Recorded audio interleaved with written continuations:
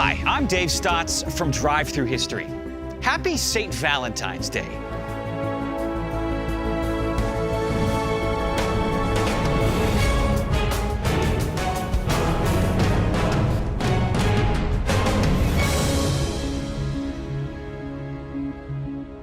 We all know the version of St. Valentine's Day that we celebrate in America these days. February 14th, the date on the calendar to send a card, chocolate, and flowers to someone we're romantically interested in. But what's the history surrounding the first St. Valentine's Day? Who was St. Valentine anyway? To get an answer, I traveled to Dublin, Ireland to start my quest.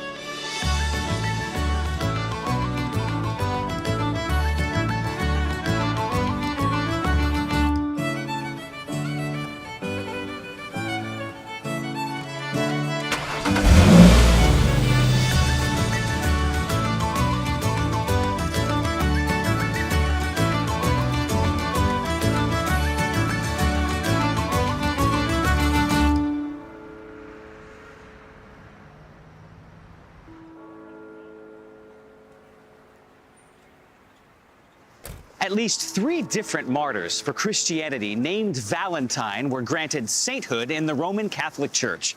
Collectively, they were given February 14th as their feast day, going back as far as the 3rd century. February 14th is also celebrated as St. Valentine's Day in other Christian denominations. For instance, it's a commemoration day in the calendar of saints in the Anglican Communion, and a feast day in the calendar of saints of the Lutheran Church.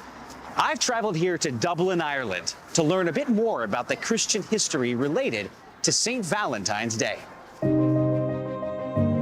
According to tradition, one of the best-known stories about St. Valentine comes from Europe during the 3rd century. The Roman Empire had been at war for many years. Its power was declining, especially its military, and more soldiers were deserting. In fact, many young men stopped signing up for the army altogether. According to the Roman emperor at the time, Claude II, prospective soldiers were more interested in women and having families than in fighting for the empire. In an effort to solve the problem, Cruel Claude, as he was then nicknamed, simply outlawed weddings throughout his realm. But a priest named Valentine decided to defy the emperor's decree. In secret, he encouraged young lovers to meet him so they could be blessed with a wedding and the sacrament of marriage in the church. Eventually, Claude heard about these secret weddings and put Valentine in jail. There, the priest befriended the blind daughter of his prison guard. In the end, Valentine was sentenced to death. According to tradition, right before his execution on February 14th in the year 270, he prayed for the blind girl, and she received her sight. He also gave her a heart-shaped letter with a blessing signed, "From your Valentine." When the Roman Empire collapsed at the end of the 5th century, Valentine was declared a saint by the Catholic Church for his sacrifice in the defense of love and the sacrament of marriage. Although some of this history is based in tradition, it's a great story that supports the establishment of St. Valentine's Day as a religious feast day on February 14th.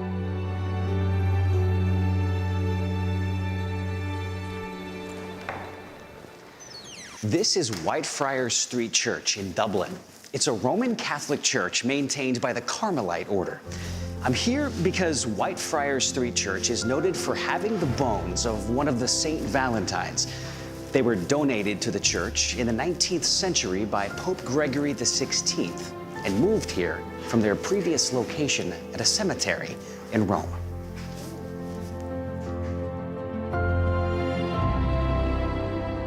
Although St. Valentine's Day was first established as a feast day in the Catholic calendar of saints, it was removed from the general church calendar in 1969 and relegated to local church calendars. The stated reason, quote, "Though the memorial of St. Valentine is ancient, it is left to particular calendars, since, apart from his name, nothing is really known of St. Valentine except that he was buried in Rome on February 14th.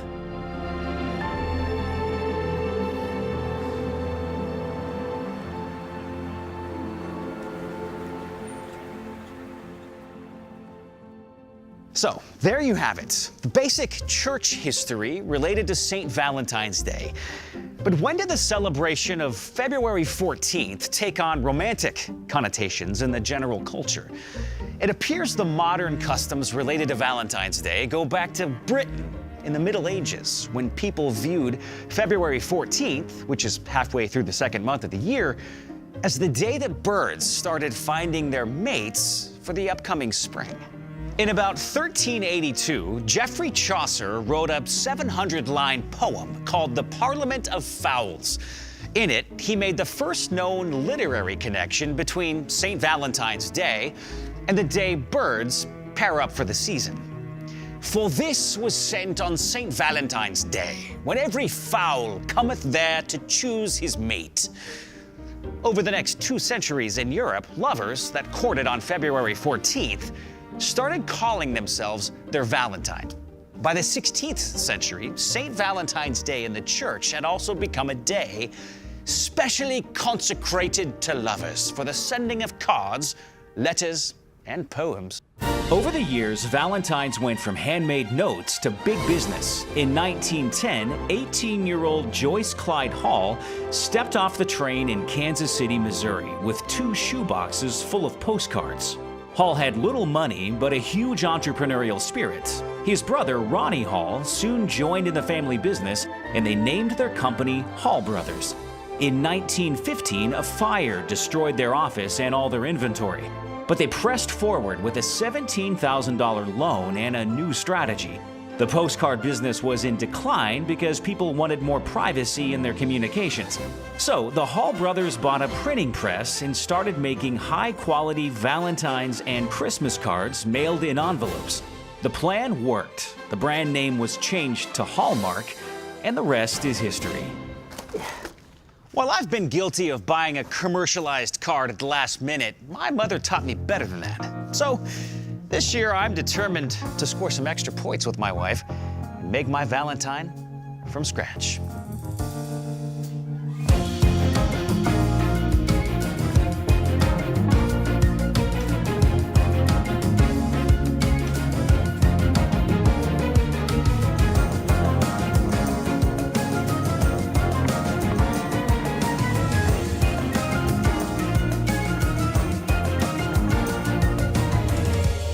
Perfect. Oh, she's gonna love it. Way better than last year. In addition to Valentine's cards, there are 2 other traditional gifts that make the top of the list each year: chocolate and flowers.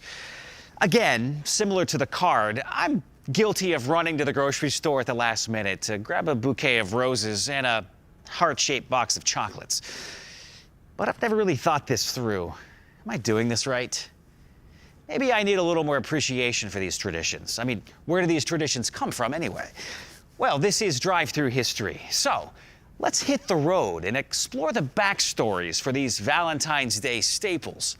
First stop, Hershey, Pennsylvania, for, you guessed it, the story of chocolate.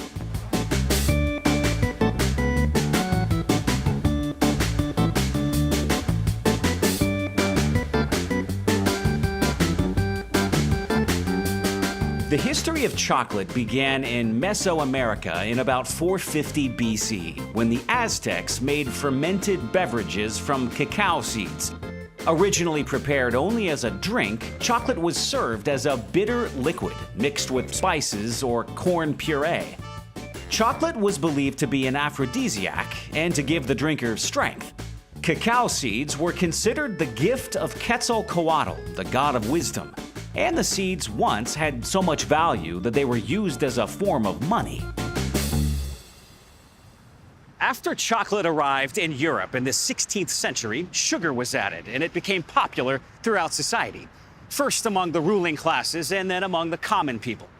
In Britain, Richard Cadbury was the first to improve the chocolate-making technique so as to extract pure cocoa butter from whole beans. This resulted in a sweeter, smoother, drinking chocolate. The process also resulted in an excess amount of cocoa butter, which Cadbury used to produce what he called eating chocolate. Richard Cadbury then jumped on a great marketing idea for his new chocolates. sell them in beautifully decorated boxes. For Valentine's Day, Cadbury used the familiar images of cupids and roses and put them on boxes. While Richard Cadbury didn't patent the heart-shaped box, it's widely believed that he was the first to make them. Cadbury marketed the boxes for a dual purpose. When the chocolates were gone, the box itself was so pretty that it could be used to store mementos, from love letters to locks of hair. Cadbury's boxes grew increasingly elaborate until the outbreak of World War II, when sugar was rationed and Valentine's Day celebrations were scaled down. But early Cadbury boxes still exist, and many are treasured as valuable collector's items. In America, at the end of the 19th century, Milton Hershey sold his caramel business and acquired Pennsylvania farmland about 30 miles northwest of Lancaster. There he could obtain the large supplies of fresh milk needed to perfect and produce fine milk chocolate. Through trial and error, he created his own formula and made the first Hershey bar in 1900. In 1903, Milton Hershey began construction on what was to become the world's largest chocolate manufacturing company. The facility, completed in 1905, was designed to manufacture chocolate using the latest mass production techniques. Hershey's milk chocolate quickly became the first nationally marketed product of its kind. In addition to the Hershey's bar, Hershey's Kisses came out in 1907, and the Hershey's bar with almonds in 1908. The chocolate factory was in the center of dairy farmland, which allowed Hershey to use fresh milk to mass-produce quality milk chocolate. With Milton Hershey's financial support, houses, businesses, churches, roads, and schools were built around this area, and thus Hershey, Pennsylvania was born.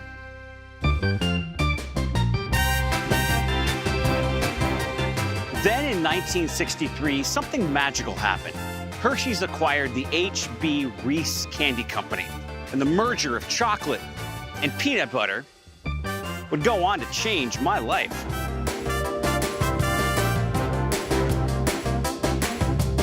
Today, Hershey, Pennsylvania is a chocolate-themed wonderland built on the simple capitalist history of a turn-of-the-century philanthropist and his chocolate bar for the masses. With my newfound knowledge and appreciation for the chocolate game, my next target was the flowers trade. It's off to the American heartland to find myself a flower farm.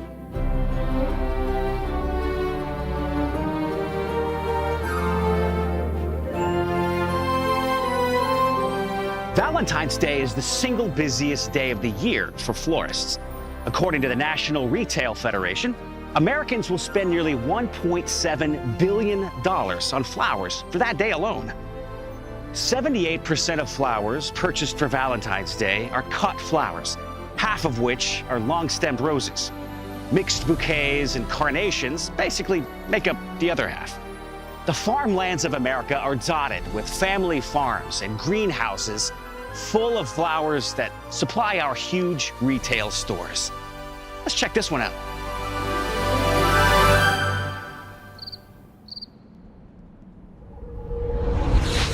Yeah, so I recently found out that this particular greenhouse just sold out of its supply completely. So, good job, husbands of America. And, honey, you're welcome. They tell me this place was packed with flowers just a couple of weeks ago, but there are a few holidays each year that clean them out. Actually, here's a little secret. None of the estimated 200 million roses sold in the United States on Valentine's Day each year are grown in the United States. Since February 14th falls during the dead of winter, the flowers need to be imported from below the equator, in South America, where it's summer. Our biggest imports of roses for Valentine's Day come from Ecuador and Colombia. There, now you know. Speaking of roses, they have long been the classic symbol of love and romance. Colors such as red, pink, and purple supposedly send different messages to the recipient. I've heard red means passionate love, pink means admiration, and purple means I will always love you. The Valentine's Day standard is a dozen red, long-stemmed roses. However, now I hear a single stem means the recipient is, quote, the only one. 3 roses stand for I love you. 11 stems supposedly mean I'm the missing stem to make the dozen perfect. And 3 dozen roses mean my heart really belongs to you. Come on. This all sounds like a lot of pressure to me. You gotta get the flower right. You gotta get the color right. You gotta get the number right. I think it's time to visit a friendly neighborhood florist to get the lowdown from a pro.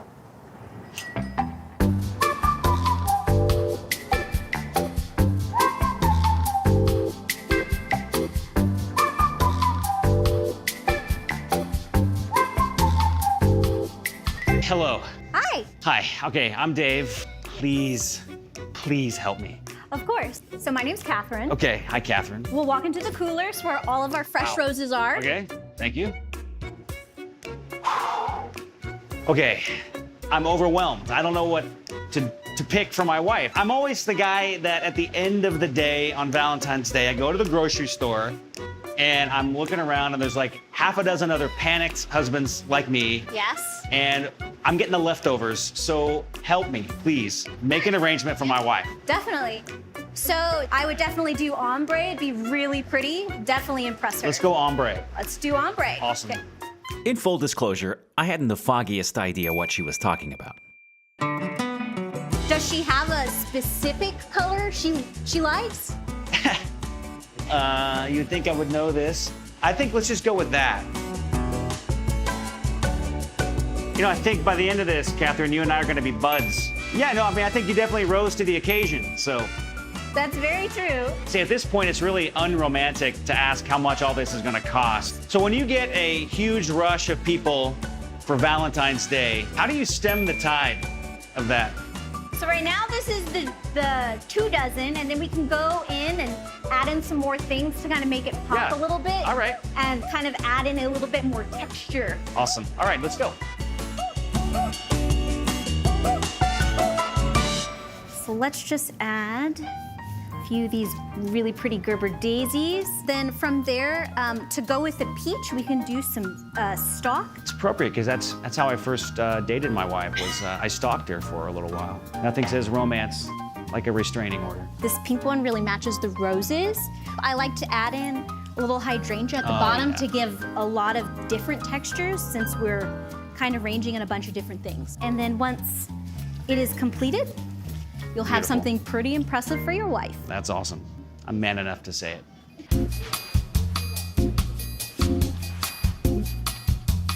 Catherine, you're pretty fast at this. You're really putting the pedal to the metal. Thank you. I still got it. I don't know how you're gonna get all those wrapped up into one bouquet, but don't stop believing. Finally, I've got a bouquet that's worthy of my wife, once and for all. I don't know how you've done this without me. Wow, you have to kind of hold it like a baby. That is, yes. You have to Wow. hold it like a baby because you also have petals in the back. So if they... Oh, right, they'll slide down. Check what she did here, the little extra touch. Actually, can we change the colors? Is it too late? What's your name in case anybody wants to come into Dr. Delphinium and get a bouquet made by you? Full name, Catherine Flores. Flores.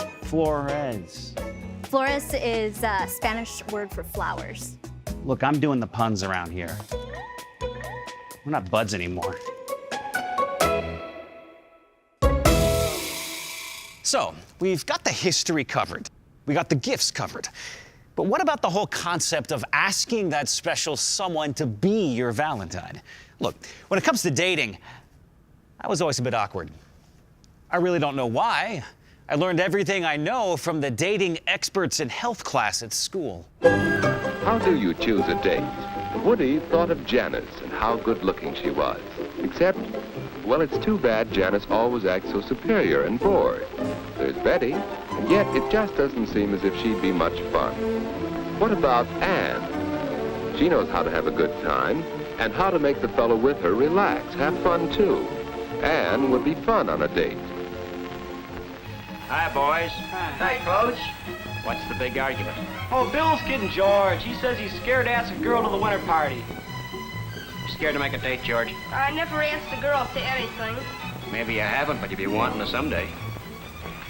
Look at it this way. Remember the first time you ever dived? Remember how you just knew you couldn't make that first plunge? But you did. After a morning of thinking it over, George decides to take the plunge. Sorry. Hey, Mildred. Hi. Would you like to go to the party? You mean with you? Why, I guess so. That'd be okay. Bye. Bye. George did make the date. Awkward maybe, but the date is made. Well, here it is, the dance night. Bill is well groomed. That's the first step. His next problem is what to say when he gets to Helen's door. Bill wonders who's going to open the door.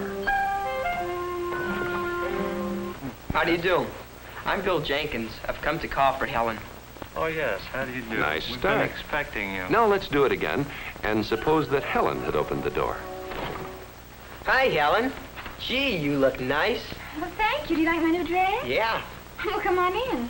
Any honest compliment is tops in date etiquette. The secret of easy conversation is getting off to a good start.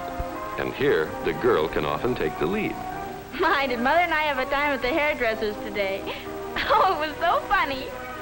And do you think this is a good start? Here they are at the party. And while it's certainly reasonable and fun to relax for a while and just stand around, nevertheless, all boy huddles and all girl huddles carried on too long can get to be a bore. Crossing that wide dance floor and asking a girl to dance can seem frightening. For party skill is gained by just one thing, by practice and more practice. I love you, Nora. Do you love me? Oh, I don't know, Jack. You're the only girl I've dated in 2 months. We get along fine. You do love me, don't you? I think so, but I'll have to think about it. Mom, how did you know when you were in love with Dad? Oh, I've been in love several times before. I got so I could recognize the symptoms. You know, Bob, Nora's the prettiest girl I've ever known. She's just as beautiful as... Beautiful. And you think that's all that matters? The trouble with you is, you don't seem to understand what love is really about. Believe me, it's nothing like the slush they give you in the movies. Well, thanks so much. I had loads of fun. So did I. Good night, Woody. Night, Ann.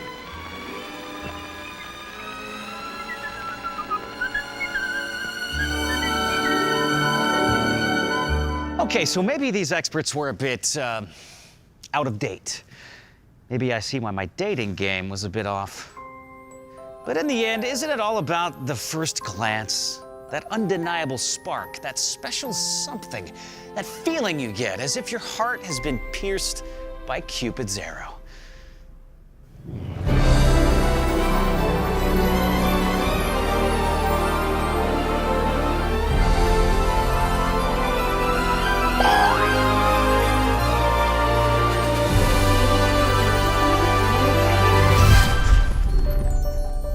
Come on, what would Valentine's Day be without Cupid?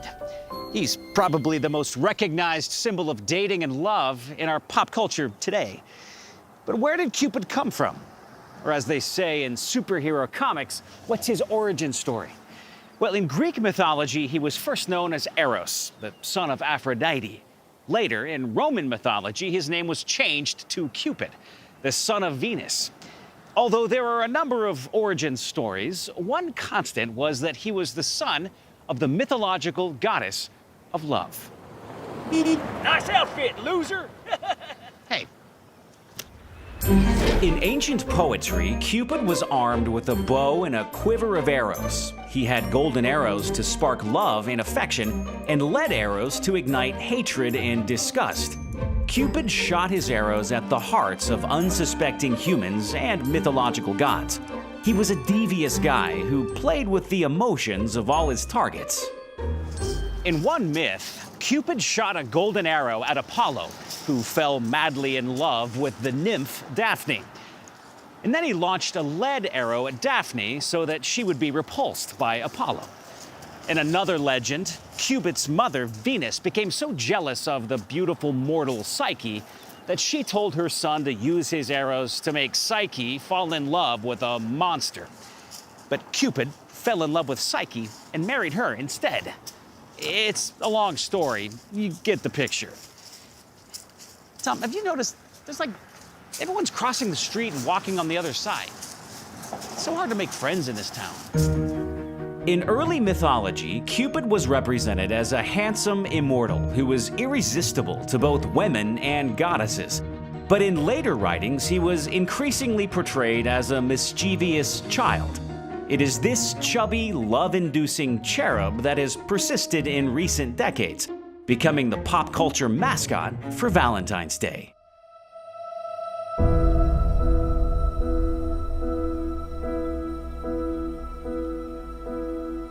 Throughout history, great couples in love have filled poetry, literature, music, and art.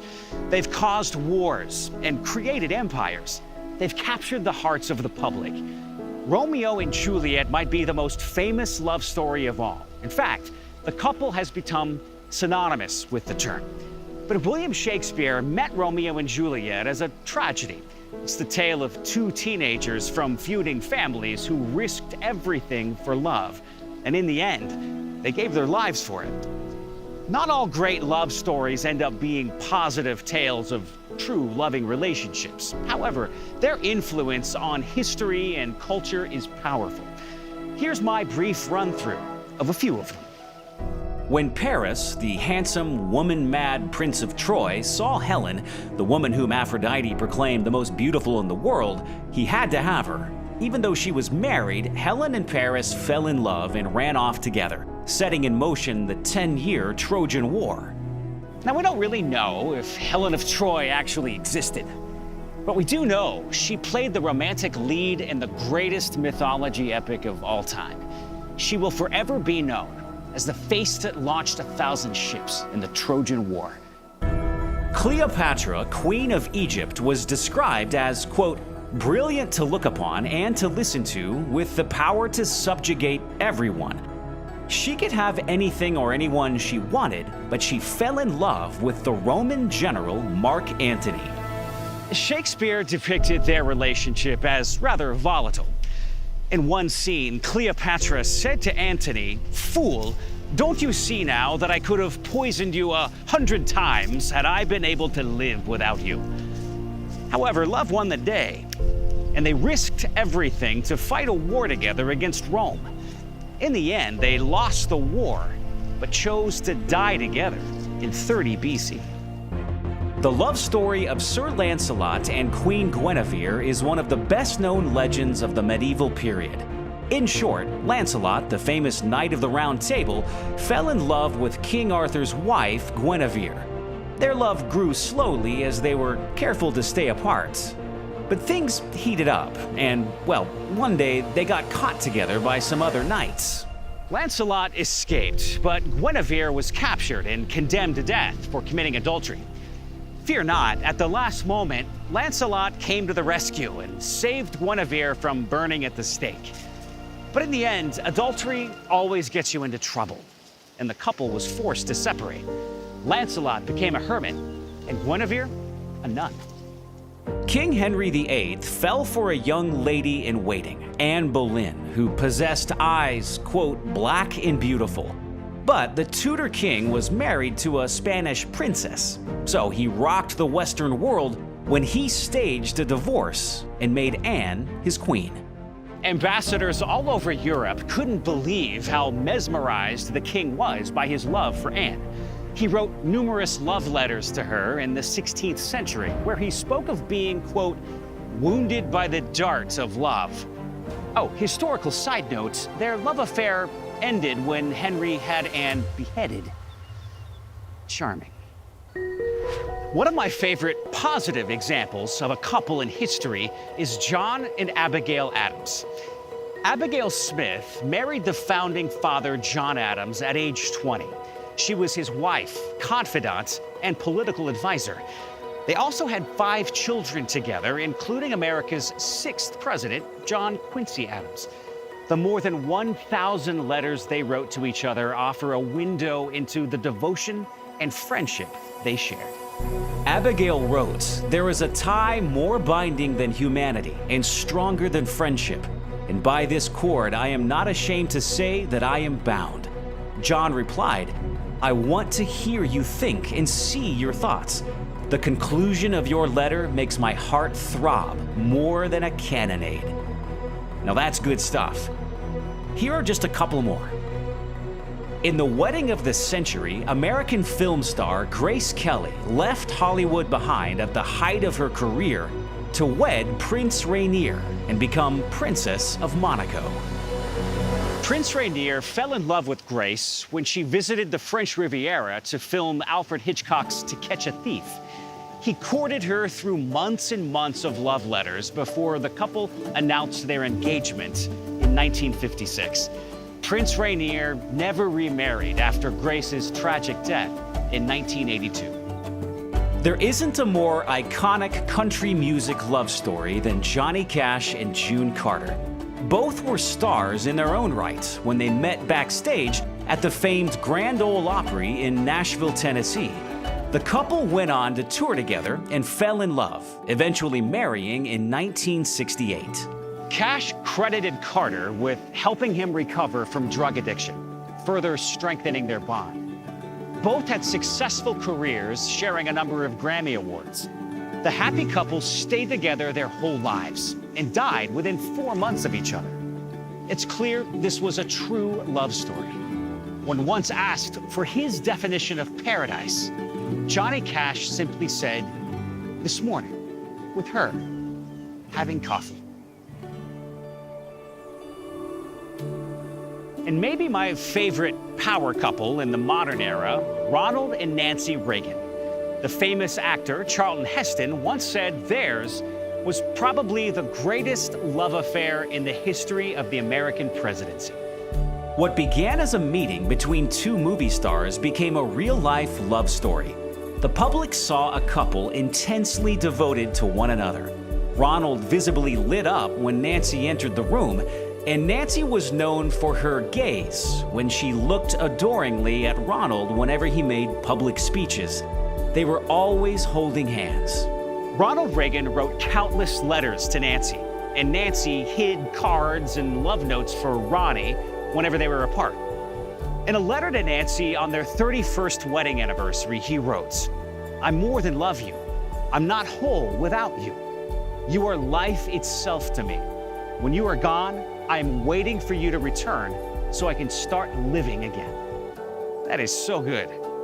I could definitely up my love letter game with examples like this.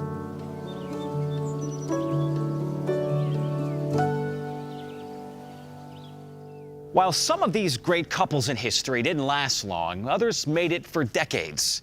Some had impure motivations for their unions, while others experienced pure marital bliss. So, what are some of the secrets to a long, happy marriage? Well, I know an actual great couple in my own family. My very own Uncle Denver and Aunt Thelma Lee. I recently got to set up a Zoom call with them where I had the pleasure of interviewing them about how they got together and all about their story. They've been married 73 years, and even though they're my aunt and uncle, I learned a few things. So, Uncle Denver and Aunt Thelma Lee, when did you two get married? We got married in 1947. We have been married for 73 years. But it never seems that long. No, Dave, it don't seem like that long. It's a long time. Not sure my wife could handle 73 straight minutes of me. So Denver, you served in the Army back before you got married, is that right? I was drafted into the Army Air Corps, and I was an instrument flying instructor using a flight simulator called a Link Trainer, and it maneuvered just like a plane. We taught the bomber pilots how to fly just on instruments, and that's what I did during World War II. After the war was over, my mother had told me I should go see Thelma Lee. I think we met at church, and then we started dating. Now, important question, Denver. What car were you driving back then? Oh, it was a 42 Chevy. 42 Chevy. So what did you two do on dates? Well, there wasn't much to do. We went to basketball games, we had picnics, make a little popcorn or something like that. Denver, what were some of the qualities that you saw in Aunt Thelma Lee that made you want to pursue her? Well, she was a beautiful girl, and she was kind of quiet and friendly, you know, and I thought, well, she'll be a fine lady to spend my life with. No, I was pretty lucky. Pretty lucky. Now, did you guys hit it off immediately, or did it take some time to get interested in one another? It didn't take too long. I know we went together 3 months and got married. Well, when you know, you know. You know? So, Denver, did you do anything elaborate to propose? It was pretty simple. Her sister was going to get married, so we were talking about her sister getting married, and we thought, well, why don't we just get married with them? And so we decided that's what we'd do, so we did. So you guys piggybacked your wedding onto Aunt Ruth and Uncle Gene's wedding. How is it that I've never heard this story until now? I don't know. You should have, I guess. Thought everybody knew it. Yeah. Well, I was the youngest, so nobody ever told me anything. But it sounds like the decision to get hitched was sort of spur of the moment. Well, yes. It was, wasn't it? Yeah. And here you are 73 years later. I never got down on my knees. No. And then the 4 of us, we took off, went on our honeymoon, and we went to the air races in Cleveland, Ohio. So for your honeymoon, you went to go watch a bunch of airplanes. That's like the best honeymoon idea I've ever heard of. It's kind of tailor-made for the husbands, though. Wouldn't you agree, Denver? Yeah, it was, you know. So after the air show, we went back home, back to work on the farm the next day. That was our honeymoon. So after 73 years of marriage, I think you guys have earned the right to give some advice to the rest of us. What is your secret for a long-lasting marriage? When we got married, the word divorce wasn't in the dictionary yet. That was something that was never going to happen. So whenever we had a problem, we just worked right through it, and we were always going to be together, you know. Aunt Thelma Lee, how would you describe love? Love is an action. They open the door for you. They put you first. Denver, what would you say? Love. God is love. That's where love came from, is to love God first, and then love others, and then love yourself last. Try to use those in perspective all your life, and I think you'll be practicing what love really is. My aunt and uncle are an incredible example of a great couple. What I think God intended for a long, loving marriage. Speaking of great couples and God's design for love and marriage, maybe we can learn something from the very first couple in history.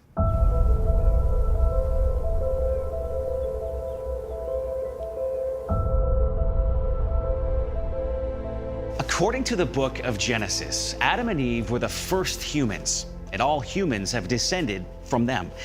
Adam and Eve were created by God to take care of his creation, to populate the earth, and to have a relationship with him. Their very names indicate their roles. In Hebrew, Adam comes from the word for man, and Eve comes from the word for life. In Genesis 2, we read, "But for Adam no suitable helper was found. So the Lord God caused the man to fall into a deep sleep. And while he was sleeping, he took one of the man's ribs and then closed up the place with flesh. Then the Lord God made a woman from the rib he had taken out of the man, and he brought her to the man. The man said, 'This is now bone of my bones and flesh of my flesh. She shall be called woman, for she was taken out of man.' This is why a man leaves his father and mother and is united to his wife, and they become one flesh." Genesis 2:20 through 24. Later in the New Testament, Jesus himself references Adam and Eve and God's design for marriage when he says, "Haven't you read that at the beginning, the Creator made them male and female, and said, 'For this reason, a man will leave his father and mother and be united to his wife, and the two will become one flesh.' So there are no longer two, but one flesh. Therefore, what God has joined together, let no one separate." Matthew 19:4 through 6. In this era of non-traditional relationships, unions, partnerships, and family units, it's nice to be reminded of God's clear design for marriage and parenting right from the beginning.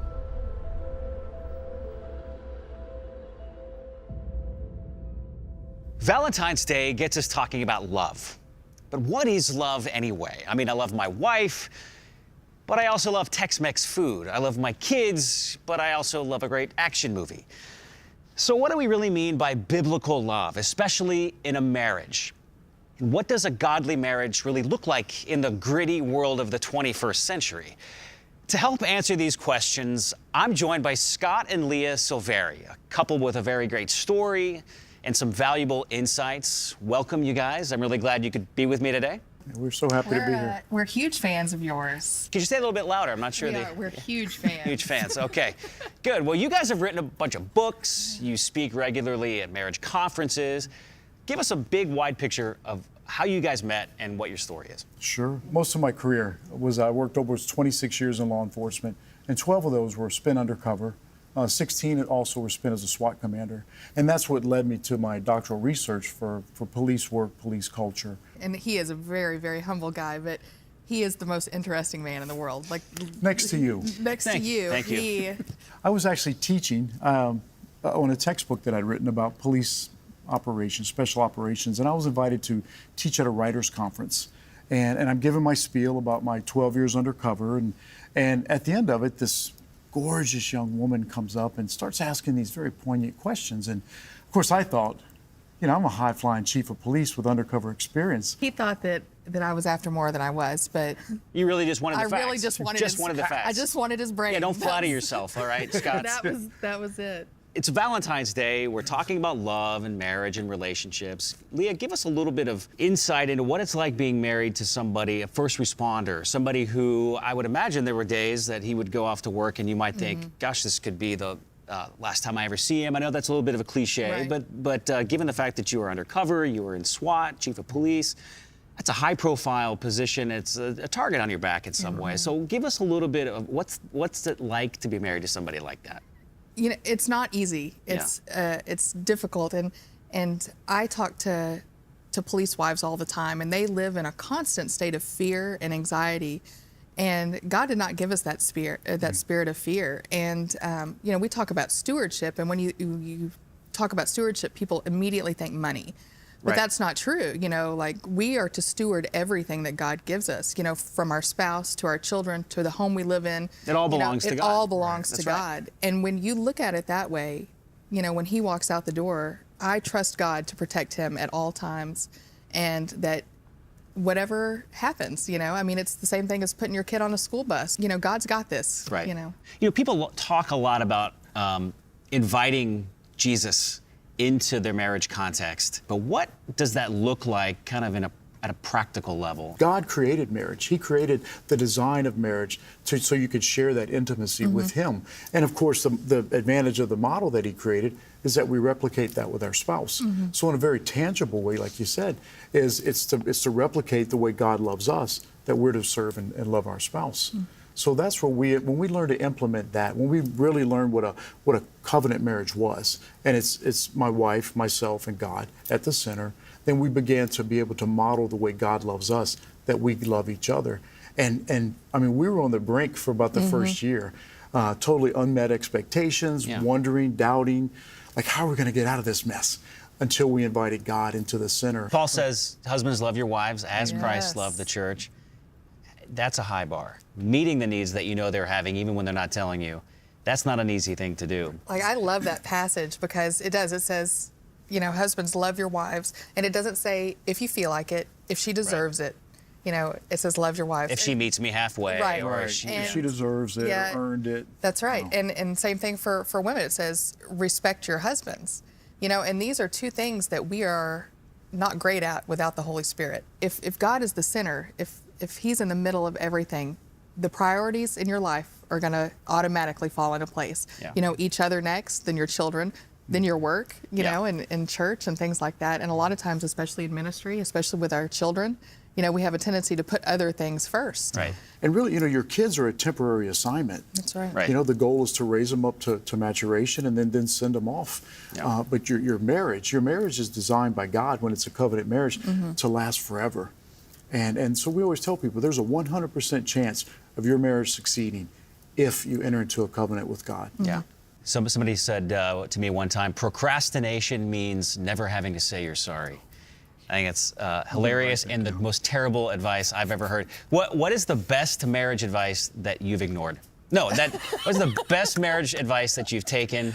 I think the best marriage advice I've ever gotten is to stop praying for your spouse to change, to pray for yourself to change first. That's good. Because, I mean, I can pray all day long that Scott learns to, close the cabinet doors or what, those little things that add up that were cute when you were dating but are annoying when you're married, but there are things like we have the ability and the power in each other to change each other's behavior. Like when one of us has stress or anxiety, like having that calm spirit in the other can completely change my behavior and vice versa. So I learned early on, especially that first year of our marriage, what can I do, God, that can change my behavior, that can help him? I love it's 1 Corinthians 16, 13, 14. And it's particularly for men, but it says, be strong, stand firm, act like men. And in all you do, do in love. And oftentimes we men forget that second part of the scripture. And all we do in love. So in that loveness is kindness that you should show to each other all the time. Well, I want to thank you guys so much for being here and giving us a little bit of your insight into love and Valentine's Day. So happy Valentine's Day. Happy Valentine's Day. There are at least 4 different Greek words that are used for love. The first is eros, which refers to romantic or physical love. From it, we get the word erotic. The second is storge, which refers to familial love, like that of a mother for her baby, or a brother and sister for each other. The third is philia, which refers to friendship and camaraderie. This word is often translated as friend, one who is loved in the New Testament. It's also why they call Philadelphia the city of brotherly love. And then there is agape, used to speak of God's love and the love that we are called to imitate in our lives and marriages. Although selfless service to another, dying to oneself, is a very difficult standard to follow, it's what we're called to try and emulate as Christians. When it comes to agape in a relationship, one of the greatest examples in the Bible is the story of Ruth and Boaz.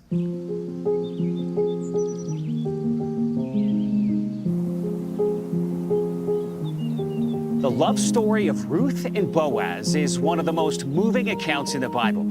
It begins with an Israelite family living in the land of Moab over 3,000 years ago. Originally from Bethlehem, the family was forced to leave their homeland because of a terrible famine. But more tragedy soon followed, leaving a woman named Naomi and her Moabite daughter-in-law, Ruth, as widows. Now, it's hard for us living in the 21st century to comprehend the hopeless situation in which the women found themselves. They were cast out of their clan and thus cut off from its protection, provision, and community. In the ancient Near East, options for such women were few. Naomi decided to return to Israel after the famine was over. She was a survivor, but she returned with nothing. Ruth loved Naomi and decided to go along, leaving Moab behind and putting her fate in the hands of the Israelites. In a gesture of total trust and selfless love, Ruth movingly tells Naomi, "For where you go, I will go, and where you lodge, I will lodge. Your people shall be my people, and your God my God." But in Bethlehem, Ruth was an outcast, focused solely on survival. She spent her days in harvested barley fields, looking for leftovers to feed her and Naomi. One day she met Boaz, the owner of a field, who showed her kindness and compassion. Over time, Boaz learned about Ruth's humble situation and offered her food and safety in his fields. In the midst of struggle, a love affair developed. I'll spare you the details, but it turns out that Boaz was a relative of Ruth's deceased husband. And according to Jewish law, he had the right to step in and take care of the foreign widow. Boaz made a commitment in front of Bethlehem's town leaders that he would act as Ruth's kinsman redeemer and marry her. Boaz and Ruth were married and soon had a son named Obed. Misfortune had turned to joy. But this story goes much deeper than the love shared between two people. In the midst of struggle, God was orchestrating an amazing plan that generations later would affect all of humanity. You see, Obed went on to be the grandfather of King David, who was a direct ancestor of Jesus Christ. That meant that Ruth, a foreigner, was the great-grandmother of Israel's heroic king. Incredibly, after God used Israel to redeem Ruth, she joined in the mission to redeem others. Her marriage to Boaz demonstrated that a foreigner could be completely assimilated into God's family and become his instrument for redeeming the world. Over 1,000 years later, Ruth and Boaz appeared in the genealogical line of Jesus at the beginning of the New Testament. Jesus Christ descended from David's family in both blood through his mother Mary and legal kinship through his father Joseph. This ancestry gave Jesus legitimacy as Israel's Messiah, while Ruth's role made it clear that the Messiah would redeem all of humanity, not just the Jewish people. In the end, Boaz was a model for Christ when he became the kinsman redeemer for Ruth. As a demonstration of agape love, Boaz brought Ruth into the family of God's people by paying the price for her redemption, just as Jesus Christ paid the price for us on the cross. The New Testament tells us that Jesus redeemed us, purchased us with the price of his shed blood, in order that we might become part of the eternal family of God. Isn't it incredible how God's love works in and through all circumstances, even when things feel rather hopeless and don't make any sense at the time? Like many special days in America, St. Valentine's Day has its history and its traditions. We covered the gamut from European saints to American chocolates, mythological Cupid to biblical agape. Regardless of its current position in pop culture, Valentine's Day is still a great opportunity to reconnect to God's design for true love and lasting marriages. For me, the greatest example of agape is God sending his son, Jesus Christ, to save mankind. For God so loved the world that he gave his one and only Son, that whosoever believeth in him should not perish, but have everlasting life. Now that is an incredible reason to celebrate Valentine's Day.